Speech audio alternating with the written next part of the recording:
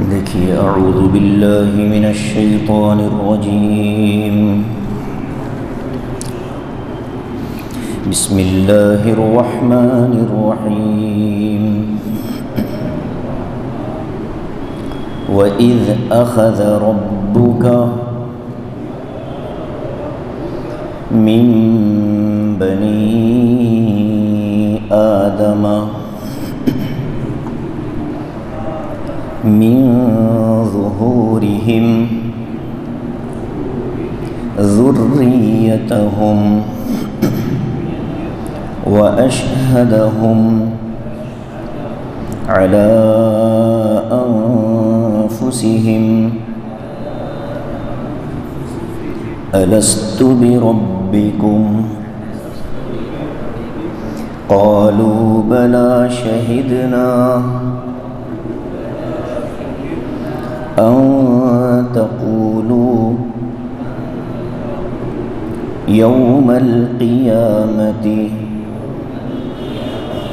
إنا كنا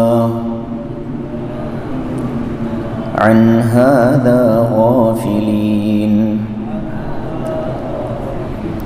أو تقولوا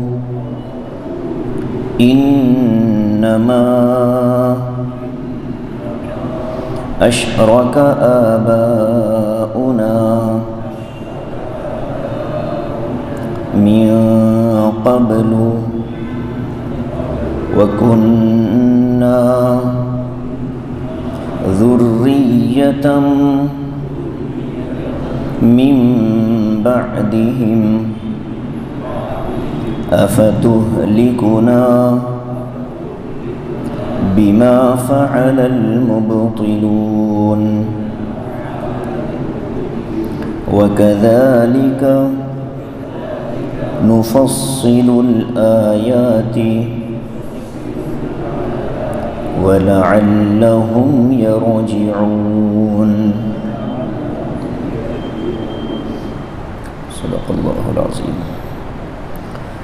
ترجمہ دیکھیے وَإِذْ أَخَذَ رَبُّكَ مِن بَنِي آدَمَ مِن ظُهُورِهِمْ ذُرِّيَّتَهُمْ، اور وہ وقت بھی یاد کرنے کے قابل ہے جب آپ کے رب نے آدم علیہ السلام کی اولاد کی پیٹھ سے ان کی نسل کو نکالا وَأَشْهَدَهُمْ عَلَىٰ أَنفُسِهِمْ، اور ان کو اپنے آپ پر گواہ بنایا، الست بربکم، سوال کیا کیا میں تمہارا رب نہیں ہوں؟ قالوا بلا، ان لوگوں نے کہا کہ کیوں نہیں، شہدنا، ہم اس بات پر گواہ ہیں، ان تقولوا یوم القیامت، یہ عہد اس لیے لیا کہ تم قیامت کے دن یہ نہ کہہ سکو انا کنا عن ھذا غافلین، کہ ہم تو اس وعدے سے غافل تھے، او تقولوا، یا تم یہ کہو انما اشرک آباؤنا من قبل، کہ یقیناً ہمارے آبا و اجداد نے شرک کیا جو ہم سے پہلے گزر گئے، وَكُنَّا ذُرِّيَّةً مِّن بَعْدِهِمْ، اور ہم تو ان کے بعد والی نسل اور ذریت ہیں، اَفَتُهْلِكُنَا، اے اللہ کیا آپ ہم کو ہلاک کریں گے، بِمَا فَعَلَ الْمُبْطِلُونَ، اس جرم کی وجہ سے جو ہم سے پہلے غلط کام کرنے والوں نے کیا تھا، وَكَذَلِكَ نُفَصِّلُ الْآيَاتِ، اسی طرح ہم آیتوں کو کھول کھول کر بیان کرتے ہیں، وَلَعَلَّهُمْ يَرْجِعُونَ، اور تاکہ یہ لوگ حقیقت کی طرف لوٹ جائیں۔ قرآن مقدس کی آیتوں میں والیوم تھوڑا کم کرتے ہیں، جس میں وہ لگا ہے ایک نمبر کو تھوڑا سا کم کر دو، نہیں ایمپلیفائر میں جو ایک نمبر ہے نا اس کو، اِنَّا لِلَّهِ وَإِذْ أَخَذَ رَبُّكَ مِن بَنِي آدَمَ،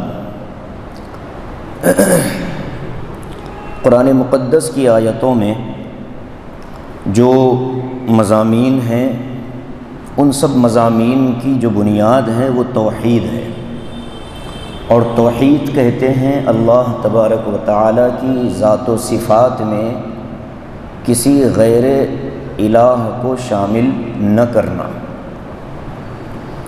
یہ بہت اہم آیت ہے اور بہت اہم مضمون ہے جو آج ہمارے سامنے آ رہا ہے۔ تو قرآن کریم کا جو بنیادی مضمون ہے وہ توحید، رسالت، آخرت، اور ان سب مضامین کی جو اصل اور جان ہے وہ توحید ہے۔ اور یہ جو آیتیں ہمارے سامنے ہیں، قرآن کریم میں جتنے قصے اللہ نے بیان کیے، جتنے واقعات اللہ نے بیان کیے، ان واقعات میں آدم علیہ السلام کا واقعہ، ان کے پیدا کرنے کا اور پیدا کیے جانے سے پہلے کا فرشتوں سے سوال جواب جو ہوا تھا، یہ بالکل ابتدائی دنیا کے حالات ہیں، بالکل پہلے زمانے کے حالات ہیں۔ یہ واقعہ بھی اسی دور کا ہے۔ آدم علیہ السلام کی پیدائش اور تخلیق کے بعد اللہ تبارک و تعالی نے ان کا جو قالب، جو جسم تھا، جو پتلا تھا، اس کو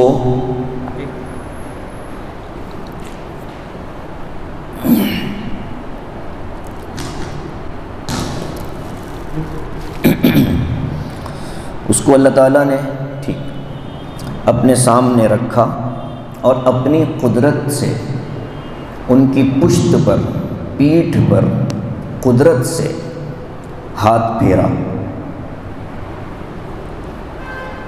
قیامت تک جتنے انسان اچھے برے آنے والے تھے وہ سارے اس میں باہر نکل آئے۔ انبیاء بھی تھے، صلحاء بھی تھے، اولیاء بھی تھے، کفار و منافقین اور مشرکین بھی تھے، جنت میں جانے والے اور جہنم میں جانے والے بھی۔ ان سے اللہ تعالیٰ نے ایک وعدہ لیا تھا، اس وعدے کا یہاں پر ذکر ہے۔ یہ اللہ کا ضابطہ ہے، انسانوں کو اس پر جتنا شکر ادا کیا جائے وہ کم ہے، اس لیے کہ اللہ تعالیٰ کی دنیا کو بنا کر کے صرف امتحان کے لیے نہیں بھیج دیا، بلکہ امتحان کی تیاری کروائی، اس کے بعد دنیا میں بھیجا۔ اور یہ نظام اللہ تعالیٰ نے دنیا میں ایسا چلایا کہ جو انبیاء اکرام کا سلسلہ دنیا میں آتا گیا وہ سلسلہ اسی وعدے کی یاد دہانی تھا۔ آیت میں غور کریں، لفظ ہے رب کا، اللہ کی اتنی صفات میں سے صفت ربوبیت کو یہاں ذکر کیا گیا، رب ہونے کو یہاں ذکر کیا گیا۔ جو ہمارے درس کے پرانے ساتھی ہیں وہ جانتے ہیں ربوبیت کا معنی کیا ہے۔ اللہ تعالیٰ کی صفات میں ربوبیت کا جو مقام اور مرتبہ ہے اور جو اس کے جو معنی ہیں وہ بہت جامع ہیں۔ اسی لیے سورہ فاتحہ کی ابتدا بھی اللہ تعالیٰ نے اسی سے فرمائی، الحمدللہ رب العالمین۔ حالانکہ اللہ تعالیٰ خالق بھی ہیں، الحمدللہ خالق العالمین کہہ سکتے تھے، مالک بھی ہیں۔ تو ساری صفات میں سے صفت ربوبیت کو لیا۔ وہ وجہ یہ ہے، میں نے اس موقع پر بھی عرض کیا اور درمیان میں بھی یہ مضمون آتا گیا کہ ربوبیت کہتے ہیں مخلوق کی ضرورت کو سامنے رکھ کر اس کی تربیت کرنا، مخلوق کی ضرورت کے تقاضوں کو دیکھتے ہوئے تربیت کرنا اور ضروریات کا انتظام کرنا، یہ ہے صفت ربوبیت۔ بچہ پیدا ہوتا ہے، اللہ تعالیٰ کی صفت ربوبیت ماں کے ذریعے سے اس کے دودھ کا نظام چلاتی ہے، اور جب بچہ دودھ پینے کے عمر سے گزر جاتا ہے تو قدرتی طور پر ماں کا وہ نظام اللہ تعالیٰ روک دیتا ہے۔ تو یہ ساری چیزیں صفت ربوبیت سے تعلق رکھتی ہیں۔ اور دنیا میں جب بھی بارشوں کی ضرورت ہوتی ہے تو اللہ تعالیٰ ہی ہے جو بادلوں کو ادھر سے ادھر ہھکاتا ہے، اور انسان جب گناہوں کی طرف مائل ہوتا ہے، کفر و شرک کی طرف بڑھتا ہے، تو اللہ تعالیٰ ہی ہے جو انبیاء کے سلسلے کو بھیج کر انسان کو سیدھے راستے کی طرف توجہ دلاتا ہے۔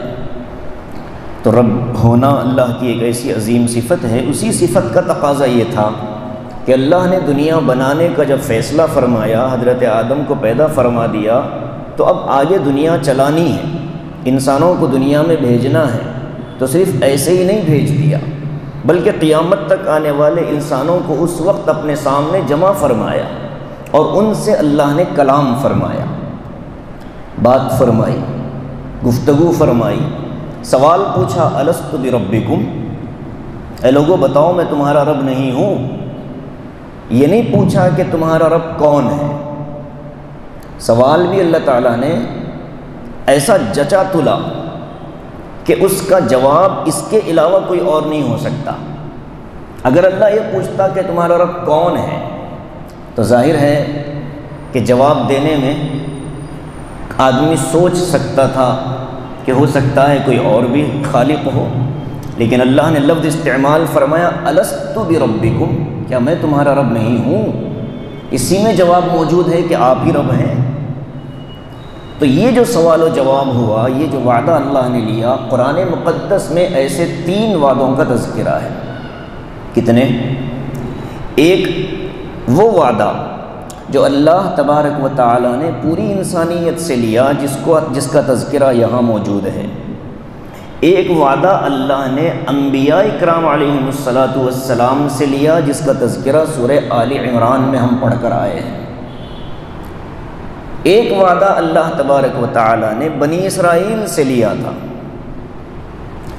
تینوں وعدے اپنے اپنے اعتبار سے اپنا ایک الگ مقام رکھتے ہیں۔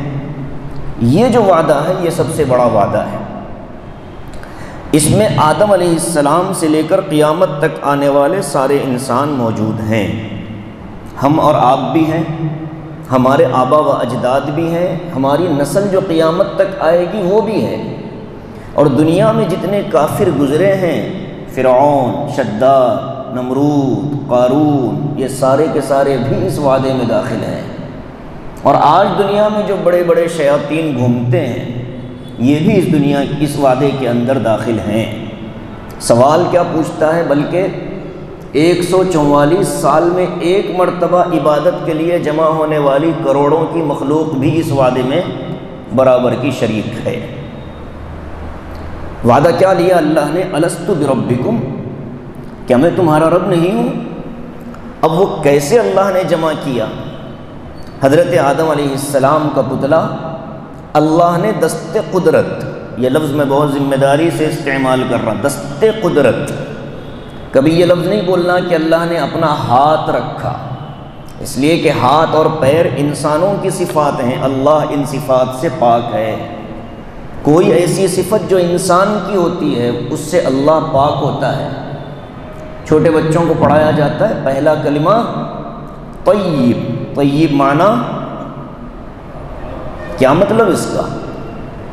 ہم اللہ کو تمام عیوب سے پاک مانتے ہیں، مخلوق کی تمام صفات سے پاک مانتے ہیں۔ پاکی کا مطلب وہ طہارت والا مطلب نہیں ہے وہاں پر مراد، یہاں طیب کا معنی پاک، اس کا مطلب ہوتا ہے کہ مخلوق کی جتنی صفات ہو سکتی ہیں۔ قرآن میں الفاظ آئے ہیں، وجہن چہرہ، یدن ہاتھ، مگر یہ صرف سمجھانے کے لیے ہے، حقیقت میں اللہ کا چہرہ یا اللہ کا ہاتھ ہم نہیں بتا سکتے۔ ہاتھ اور پیر کس کی صفت ہے؟ انسان کی صفت ہے، اور اللہ کی صفات میں انسان کی صفات کو شامل نہیں کیا جا سکتا۔ ہم کو سمجھانے کے لیے اللہ تعالیٰ یہ الفاظ استعمال کرتے ہیں، جیسے کوئی بڑی بات ہوتی ہے لیکن بچہ چھوٹا ہوتا ہے تو ماں باپ اس بات کو سمجھانے کے لیے الفاظ بدل دیتے ہیں جو بچے کی ذہن کے حساب کے ہوتے ہیں۔ یہی قرآن کریم کی ایک بڑا عظیم مضمون ہے کہ اللہ تعالیٰ نے انسان کے ذہن کو بنیاد بنا کر قرآن اتارا ہے۔ تو فرمایا وَإِذْ أَخَذَ رَبُّكَ مِن بَنِي آدَمَ مِن ظُهُورِهِمْ، آدم علیہ السلام کی پشت پر دست قدرت پھیرا تو قیامت تک آنے والے انسان نکل گئے۔ سیدھی طرف کچھ لوگ نکلے، بائیں طرف کچھ لوگ جمع ہوئے۔ سیدھی طرف جو لوگ نکلے تھے وہ بالکل سفید نورانی تھے، اور بائیں طرف جو لوگ نکلے تھے وہ بالکل سیاہ اور تاریک تھے۔ قرآن میں بھی اس کا تذکرہ آیا ہے، فَأَمَّا الَّذِينَ ابْيَضَّتْ وُجُوهُهُمْ فَفِي رَحْمَةِ اللَّهِ، جن کے چہرے قیامت کے دن روشن ہوں گے وہ اللہ کی رحمت میں ہوں گے۔ تو دونوں طرف کی مخلوق، دونوں طرف کی اولاد اور ذریت پیدا ہو گئی۔ آدم علیہ السلام نے دیکھا یہ کون ہے؟ اللہ نے فرمایا کہ یہ تمہاری مخلوق، تمہاری نسل ہے، ذریت ہے جو قیامت تک آئے گی۔ ان میں کچھ بہت زیادہ روشن چہرے تھے، پوچھا یہ کون ہے؟ فرمایا کہ یہ انبیاء ہیں۔ ان انبیاء کی جماعت میں ایک شخص کو دیکھا حضرت آدم نے کہ ان کے چہرے کا نور اور ان کی پیشانی کے درمیان کا جو نور ہے یہ نور کچھ الگ سا ہے۔ تو پوچھا حضرت آدم علیہ السلام نے کہ یہ کون ہے؟ تو اللہ تعالیٰ نے فرمایا کہ یہ تمہارے بیٹے داؤد علیہ السلام ہیں، داؤد ہیں۔ فرمایا کہ اللہ اس کی عمر کتنی ہوگی؟ تو اللہ تعالیٰ نے فرمایا کہ اس کی عمر ہوگی 60 سال۔ تو حضرت آدم نے فرمایا کہ مولا میرے 40 سال اس کو دے دیجیے۔ اور جب حضرت داؤد علیہ السلام کو حضرت آدم علیہ السلام نے اپنی زندگی کے 40 سال دیے، تو جب حضرت آدم علیہ السلام کی انتقال کا وقت قریب آیا، ملک الموت نے روح لینی چاہی، تو حضرت آدم نے کہا کہ اللہ تعالیٰ نے میری جو عمر مجھے بتلائی تھی اس میں تو ابھی 40 سال باقی ہیں۔ تو فرشتے نے یاد دلایا کہ بھول گئے، آپ نے اپنے یہ 40 سال اپنے بیٹے داؤد کو دے دیے تھے۔ تو علامہ ابن کثیر رحمۃ اللہ علیہ جن کی تفسیر مشہور ہے، اس میں حضرت عبداللہ ابن عباس رضی اللہ تعالیٰ عنہ کے حوالے سے لکھا ہے، آدم بھولے ان کی اولاد میں بھی بھول پیدا ہو گئی۔ اور ہم بھی بھول جاتے ہیں، کتنا بھولتے ہیں ہم۔ تو یہ حضرت آدم علیہ السلام سے ہم کو ملنے والا ایک باپ کی طرف سے آنے والی ایک عادت ہے، اس میں عیب نہیں ہے، رحمت ہے۔ بھولنا بعض مرتبہ رحمت بن جاتا ہے۔ اگر اللہ ہمارے اندر سے بھولنے والی صفت نکال دے تو ہم جی سکتے ہیں۔ ایک ہمارا قریبی عزیز مر گیا، ایک دن بندہ افسوس کرے گا، 2 دن کرے گا، 3 دن کرے گا، تیسرے دن کے بعد تو اب وہ لوگ ملیں گے تو ان کے سامنے رو تو دے گا، لیکن جو دل کی کیفیت ہے وہ تو اللہ تبارک و تعالیٰ دھیرے دھیرے سنبھالتا رہے گا۔ اگر بندہ نہیں بھولتا تو اسی ایک کے ساتھ یہ بھی پوری زندگی غمگین گزار کر ختم کر دیتا۔ تو بھولنا حضرت آدم کی ذات میں عیب نہیں تھا۔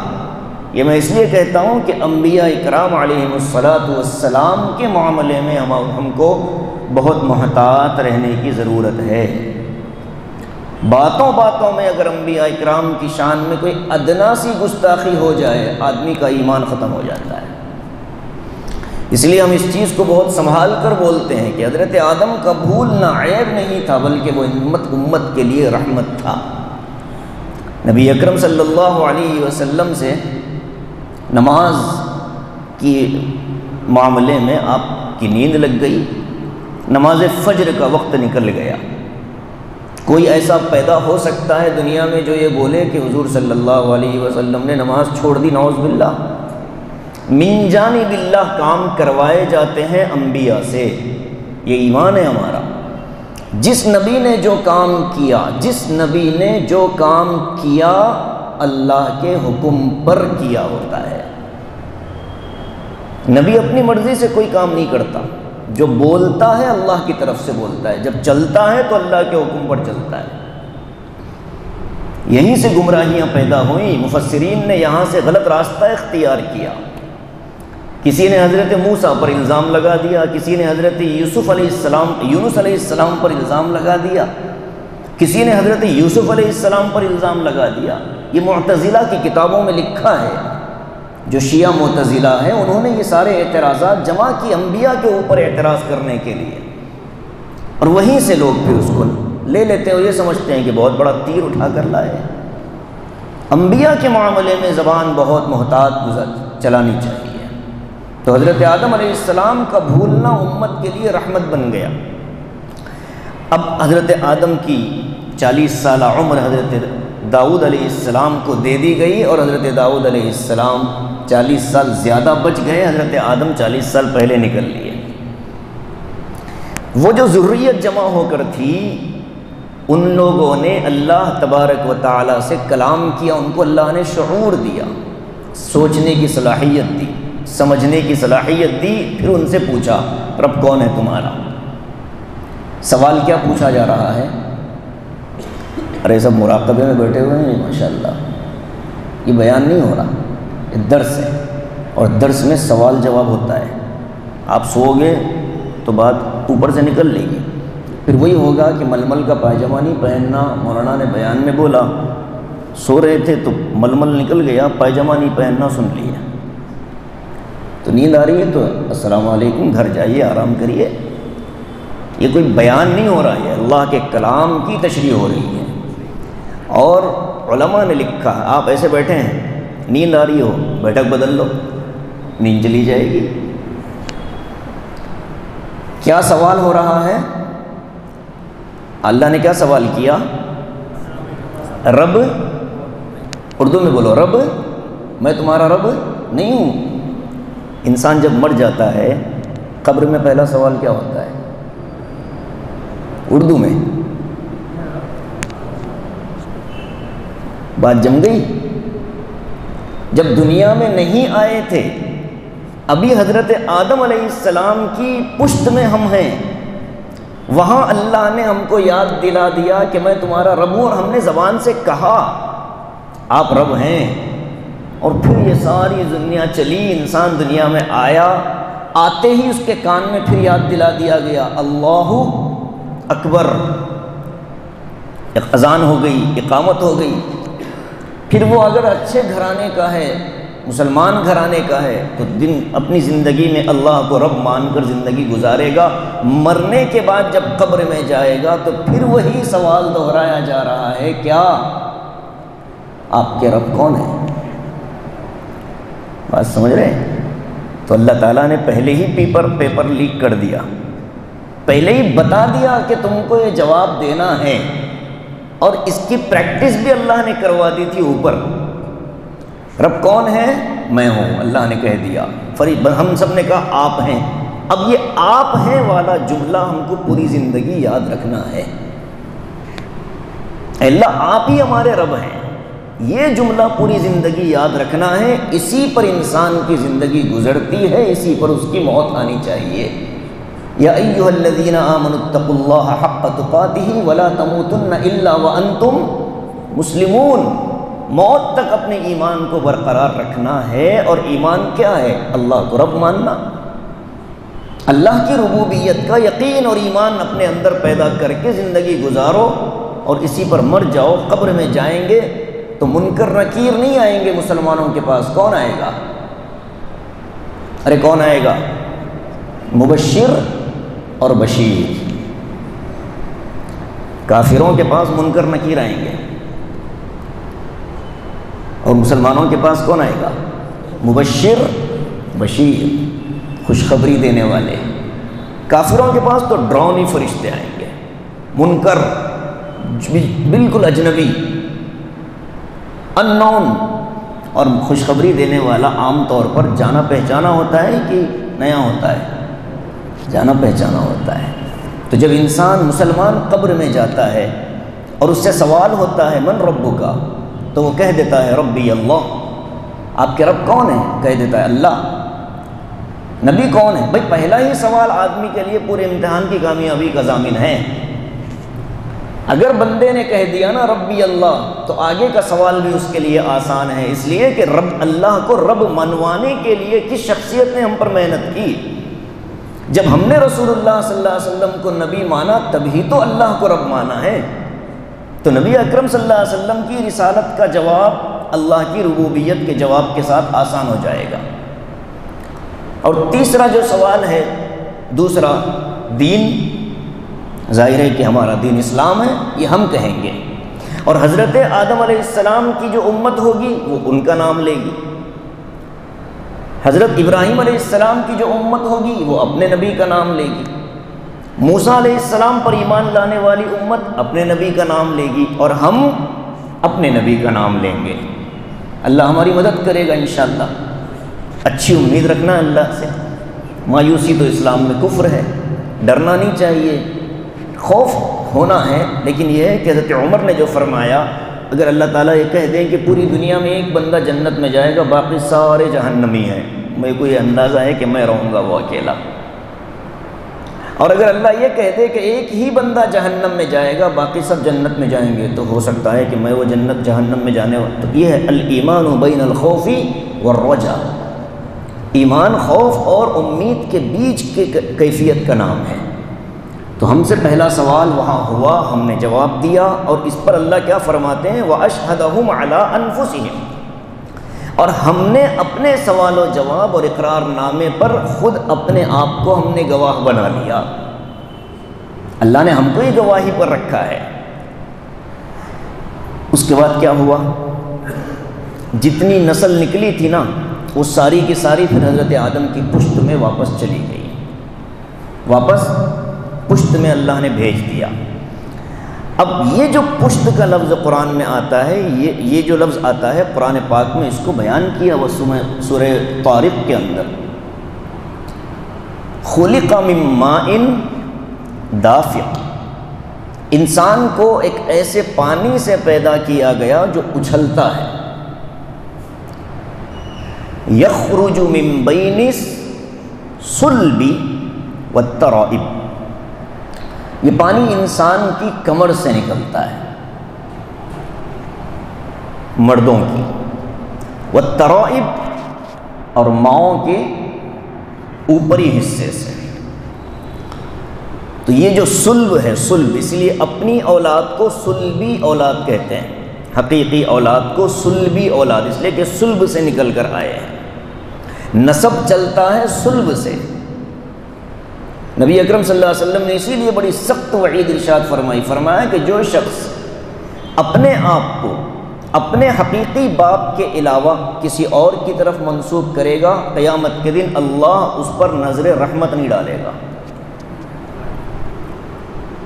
کیوں؟ اس لیے کہ بھائی حضرت آدم علیہ السلام سے جو تسلسل چلا آ رہا تھا، اللہ جانتا ہے کہ تو کس کی اولاد ہے، اور تو نے اپنے آپ کو بدل دیا۔ یہی معاملہ پھر وہ سارے خاندانوں کا ہے جو ہوتے کچھ ہیں لکھتے کچھ ہیں، ہوتے کچھ ہیں اور لکھتے کچھ ہیں۔ جیسے ڈپلیکیٹ سید مارکیٹ میں آج ہول سیل میں ملتے ہیں، نسب پوچھو ایک دو کے بعد معاملہ صاف، ورنہ جو حقیقی سید ہوگا اس کا نسب محفوظ ہے۔ کسی کو کوئی قبر مل جائے تو سب سے پہلے جو چیز اس کے نام میں شامل ہوتی ہے وہ سید، اس کے بغیر تو دکان چلی نہیں پائے گی نا۔ تو حضرت آدم علیہ السلام کی صلب میں اللہ نے سب کو واپس بھیجا، پھر معاملہ ختم۔ اب یہ جو اقرار ہوا تھا یہ کہاں ہوا، کب ہوا؟ اس سلسلے میں تین باتیں ہیں، تینوں معتبر مفسرین نے نقل کی۔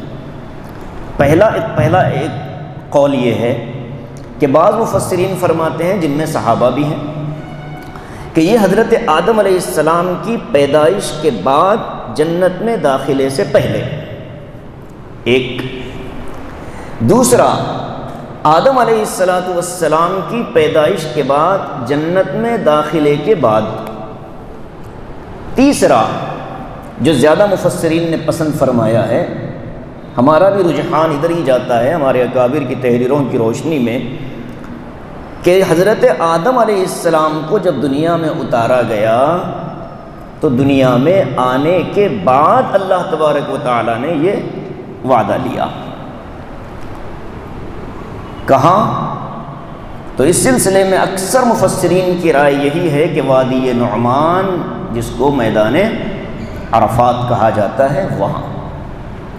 لیکن کوئی حتمی اور فیصلہ کن بات نہیں ہے، یہ اقوال ہیں مفسرین کے، ہم کو کیا کرنا، اللہ نے کہاں وعدہ لیا، اپنے کو کیا کرنا اس سے۔ یہ عام مزاج ہے ہمارا مسلمانوں کا، جو چیزیں اللہ نے پردے میں رکھی ہیں اس کو پردے ہی میں رہنا چاہیے۔ جس کو اللہ نے بیان نہیں کیا ہم کو، اس کی تحقیق میں اقوال نقل کی مفسرین نے، جہاں بھی اللہ نے وعدہ لیا ہو۔ اب اس کے بعد اللہ فرماتے ہیں انسان کی فطرت دیکھو، یہ وعدہ کیوں لیا؟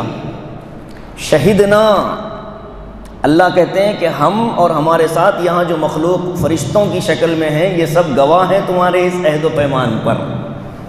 ایک تو تم خود گواہ ہو، اشہدہم علی انفسہم، تم کو خود تمہارے وعدے پر گواہ بنایا، اور یہ جو ہمارا وعدہ آپس میں ہوا ہے وہاں یہ فرشتے سب گواہ ہیں۔ اسی لیے وہ فرشتے جب قبر میں آ کر پوچھتے ہیں تو ان کو تو معلوم ہے نا کہ پہلے یہ گواہی دے کر کے آیا ہے، اب یہاں سوال ہوگا تو جواب صحیح دے رہا کہ غلط دے گا معلوم ہے۔ تب یہ جتنی کہانیاں سنائی جاتی ہیں یوٹیوب وغیرہ پر کہ فرشتہ سوال کرنے آیا تو انہوں الٹا سوال کرے، انہوں الٹے سوالات کرے، یہ ساری چیزیں فرشتوں کی شان میں گستاخی ہے اور عالم آخرت کا مذاق ہے۔ کیا ہے؟ عالم آخرت کا مذاق ہے کہ جاؤ عبد القادر جیلانی سے پوچھ کے آؤ، عبد القادر پوچھ رہا ہے کہ فرشتوں جاؤ اللہ سے پوچھ کے آؤ کہ میں۔ عالم آخرت کے بارے میں اس طرح کا بکواس آدمی کے ایمان کو خطرے میں ڈال دیتا ہے، اس لیے کہ استہزاء، دین کے کسی بات کا مذاق، یہ کفر ہے۔ تو عالم آخرت قبر سے شروع ہو جاتی ہے انسان کی۔ تو اللہ فرماتے ہیں کہ ہم نے فرشتوں کو گواہ بنایا، ہم خود بھی گواہ ہیں۔ کیوں؟ ان تقولوا یوم القیامت انا کنا عن ھذا غافلین، ہر بے عمل مسلمان کا جواب ہے اس آیت کے اندر۔ اللہ فرماتا ہے کہ کل کو قیامت کے دن تم یہ نہ کہہ پاؤ انا کنا عن ھذا غافلین، اے اللہ یہ کب ہوا معلوم ہی نہیں تھا ہم کو، ہم تو غافل تھے اس بات سے۔ کل کو قیامت کے دن تم یہ نہ کہہ سکو کہ اللہ ہم غافل تھے، ہم کو نہیں معلوم، ہم خود گواہ ہیں تمہارے اس وعدے پر۔ اللہ نے خود کو گواہ بنایا، فرشتوں کو گواہ بنایا، اور یہ بھی کہا کہ کل کے دن تم مکر جاؤ گے۔ انسان کی فطرت ہے نا مکرنے کی، بات سے ایک ہے انکار کر دینا کہ میں نے ایسا کہا ہی نہیں، ایک ہے تسلیم کر لینا کہ ہاں میں نے غلط کیا، چلو چھوڑو کلی بلی، یہ انسانیت ہے اور مکرنا شیطانیت ہے۔ ان تقولوا یوم القیامت انا کنا عن ھذا غافلین، ہم کو کیا معلوم، آپ کو اب وعدہ لیے تھے۔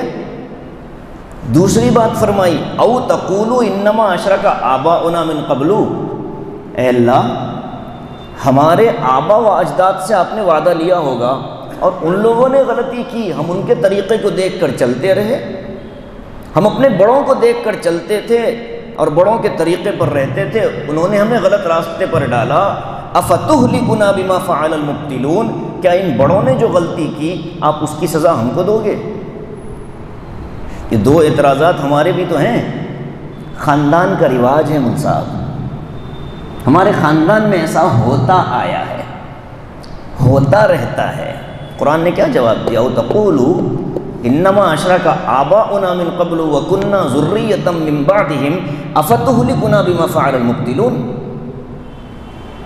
اور ان کو اتنی عقل نہیں ہوتی، ان لوگوں کو اتنی عقل نہیں ہوتی کہ خاندان کے بڑوں نے اگر اس کو رواج بنا کر کیا اور غلط کیا تو بھائی آپ کی عقل کیوں ماری گئی؟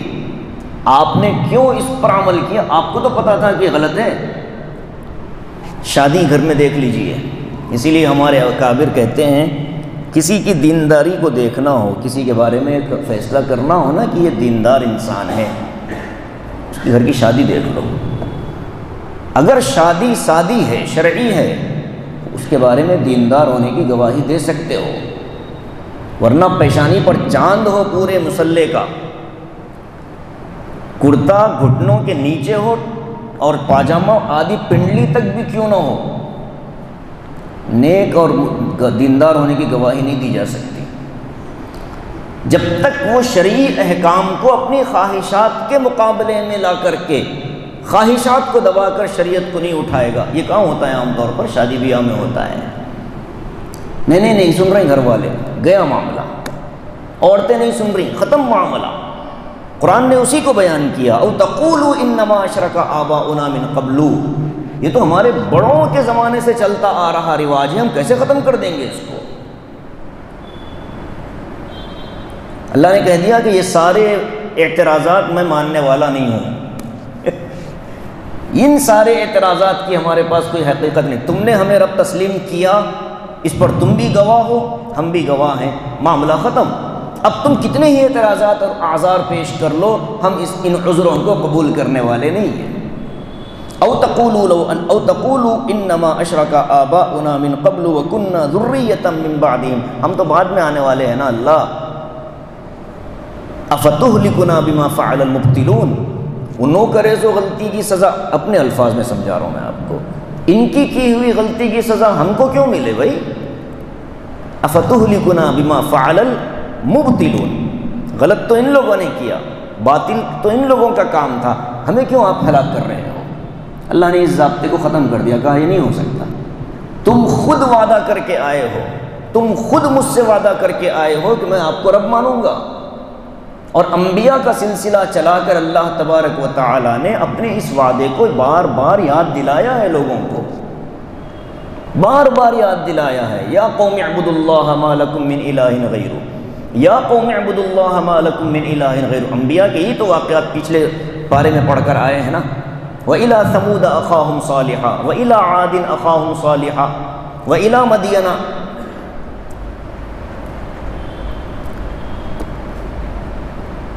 حضرت نوح علیہ السلام کے بارے میں آیا ہے، قَالَ يَا قَوْمِ إِنِّي لَكُمْ نَذِيرٌ مُّبِينٌ أَنِ اعْبُدُوا اللَّهَ، مانو اللہ کی۔ اور حضور اکرم صلی اللہ علیہ وسلم نے فرمایا یا ایھا الناس انی رسول اللہ الیکم جمیعا، ابھی پیچھے پڑھ کر آئے ہیں۔ تو ہر نبی نے آ کر کے اس وعدے کو یاد دلایا جو وعدہ ہم اللہ سے کر کے آئے ہیں، اور اللہ نے ہم سے جو وعدے کیے ہیں وہ پورے کر رہا ہے۔ وما من دابۃ فی الارض الا علی اللہ رزقها، روزی میرے ذمے اللہ دے رہا ہے، کبھی کوئی اس میں تخلف نہیں ہوتا، روز بارشوں کا نظام میرے قبضے میں برابر آ رہی ہے، اولاد میں دوں گا، برابر دنیا میں نسلیں چل رہی ہیں۔ تو اللہ نے ہم سے جو وعدے کیے ہوئے ہیں وہ تو پورے ہو رہے ہیں، اور ہم نے اللہ سے ایک ہی تو وعدہ کیا تھا، ہم اس پر بھی نہ جمیں۔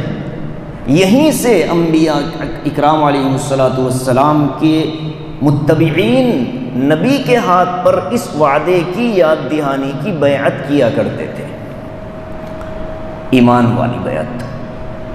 انبیاء ایمان پر بیعت لیتے تھے، نبی علیہ السلام نے ایمان پر بھی بیعت لی، جہاد پر بھی بیعت لی، اور انبیاء کے بعد پھر صحابہ نے خلافت پر بیعت لی کہ ہم آپ کو اپنا امیر اور خلیفہ تسلیم کرتے ہیں۔ حضرت ابو بکر سے سلسلہ شروع ہوا، پھر وہ جس شکل میں بھی چلا، خلافت عثمانیہ پر آ کر وہ سلسلہ موقوف ہو گیا کچھ سالوں کے لیے، اب دوبارہ پھر اسلامی حکومت کے نام سے قندھار کے اندر دوبارہ یہ سلسلہ شروع ہو گیا۔ اور ایک بیعت ہوتی ہے اخلاق کے سدھار کی، ایمان کے بچانے کی، اسے کہتے ہیں بیعت تصوف، بیعت اصلاح، بیعت و ارشاد۔ جو بزرگان دین سے لوگ رابطہ کرتے ہیں، یہ بھی سلسلہ پہنچتا ہے عہد الست تک، یہیں تک وہ سلسلہ پہنچتا ہے، اس لیے کہ ہم وعدہ کر رہے ہیں کہ اللہ کے علاوہ کسی کو ہم خدا نہیں مانیں گے، رسول کی رسالت کا اقرار کریں گے، اور رسول کی اطاعت کی ہم آپ کے سامنے وعدہ کرتے ہیں، اور اپنی زندگی کے ہم خود نگران بنیں گے، کہیں کوئی کمی کوتاہی ہو تو ہم آپ کو مطلع کریں گے، آپ اپنے علم اور اپنے بزرگوں کے فیض کی برکت سے آپ ہمیں ہماری اصلاح فرمائیں گے۔ وَكَذَلِكَ نُفَصِّلُ الْآيَاتِ، اسی طریقے سے ہم آیتوں کو کھول کھول کر بیان کرتے ہیں۔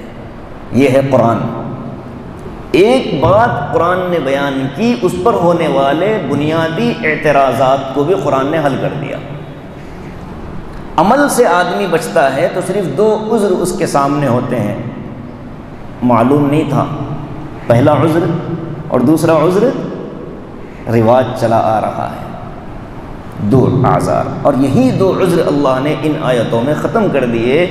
اسی وجہ سے مفسرین نے لکھا ہے، بلکہ امام ابو حنیفہ رحمۃ اللہ علیہ کا یہ قول ہے، فرماتے ہیں لو لم یبعث اللہ الانبیاء لوجب الایمان علی العقلاء، اگر اللہ انبیاء کا سلسلہ نہ چلاتے تب بھی عقل مندوں پر ایمان لانا لازم تھا، واجب تھا۔ ایک چھوٹی مثال سے ہم اس چیز کو سمجھیں۔ ایک انسان گناہ گار ہے، بہت گناہ گار ہے، اور سب سے بڑا گناہ گار کون؟ مشرک، اور اس کے نیچے نماز چھوڑنے والا، ماں باپ کا نافرمان، یہ جتنے بھی گناہ ہیں شرک کے علاوہ کی میں بات کر رہا ہوں۔ اچانک یہ گناہ گار کسی مصیبت میں پھنس جاتا ہے، بتائیے اس کا دل اس وقت کیا سوچتا ہے؟ اس کے دل میں کیا آتا ہے؟ کیا زبان سے کیا نکلتا ہے اس کے؟ بولو تو، اللہ میری مدد فرما۔ کیا کسی نے اس کو کہا؟ کیا کسی نے اس کو یاد دلایا؟ نہیں نا۔ اور وہ سوچ کر نہیں بول رہا، لاشعوری میں اس کی زبان سے نکل رہا ہے، بے خیالی میں اس کی زبان سے نکل رہا ہے۔ کیا مطلب اس کا؟ ارے جب دنیا میں ہم آئے نہیں تھے اس وقت اللہ نے ہم سے ہم کلامی فرمائی تھی، تو وہ جو ایک لمحے کی تجلی اللہ نے ہمارے دلوں پر ڈالی تھی، اس تجلی کی برکت سے گناہ گار سے گناہ گار بندہ بھی مصیبتوں میں اللہ ہی کو پکار دیتا ہے۔ بات سمجھ۔ اور جو صوفیہ ذکر کرواتے ہیں نا، ذکر جلی، ذکر خفی، ذکر جہری، ان اذکار کی سب سے بنیادی وجہ اور اس کا فائدہ یہی ہوتا ہے کہ جو تجلی ہمارے دل پر رب العالمین کی طرف سے آئی، اسی تجلی کو دوبارہ سے مشق کر کے اللہ اللہ کی ضربیں لگوا کر کے دوبارہ اس کو زندہ کرنا ہے۔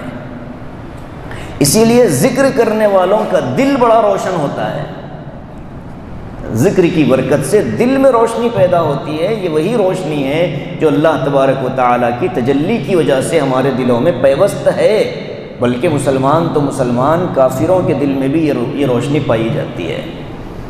اللہ ولی الذین آمنوا یخرجہم من الظلمات الی النور، اللہ ایمان والوں کا دوست ہے جو ان کو تاریکیوں سے نور کی طرف لاتا ہے، کفر سے ایمان کی طرف لاتا ہے۔ تو اللہ کیسے لاتا ہے؟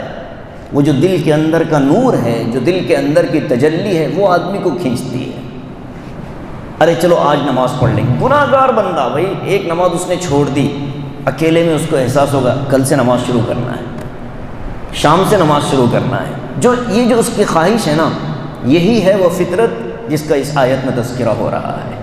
اسی لیے جن کی فطرتیں اچھی ہوتی ہیں اور جن کے مزاج کے اندر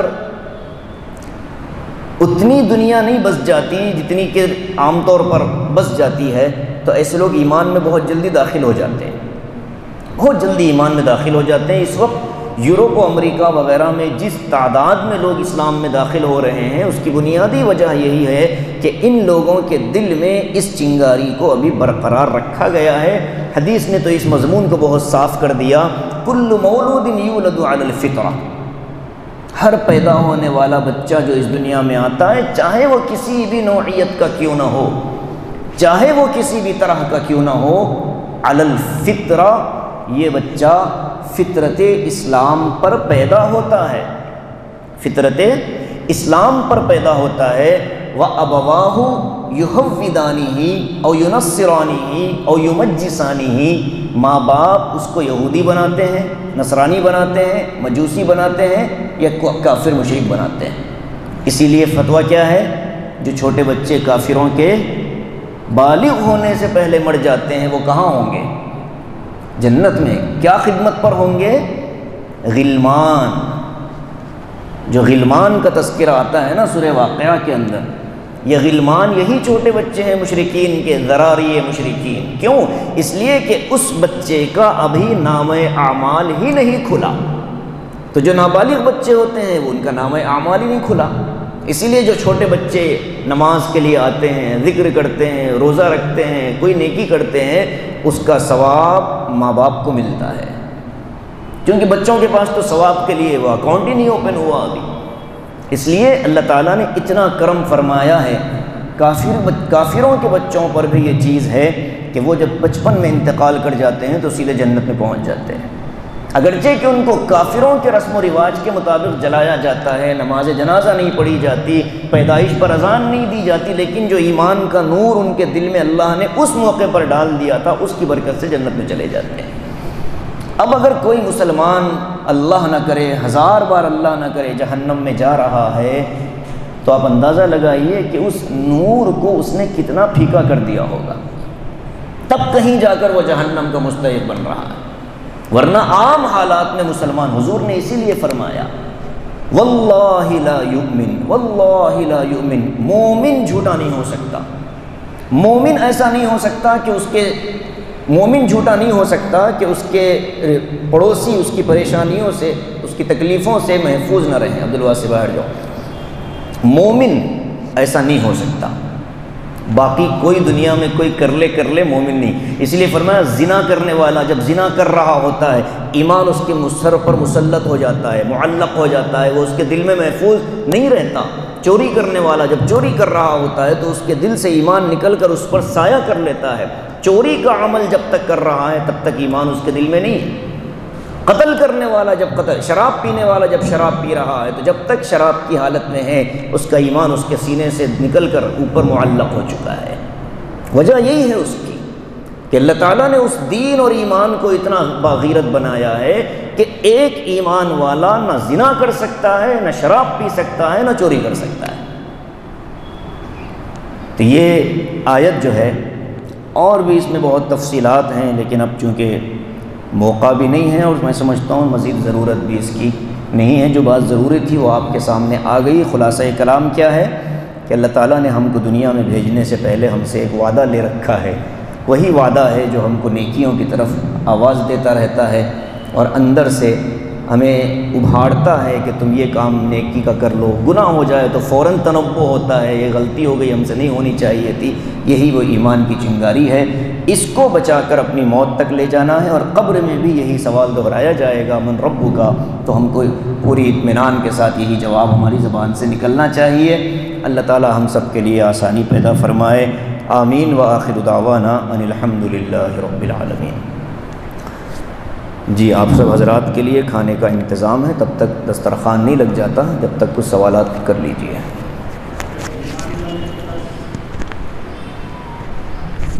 جی بشیر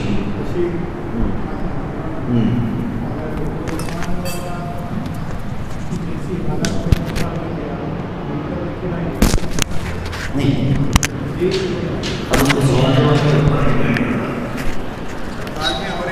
اسپیشل، اگر کوئی اسپیشل کیس اگر ہے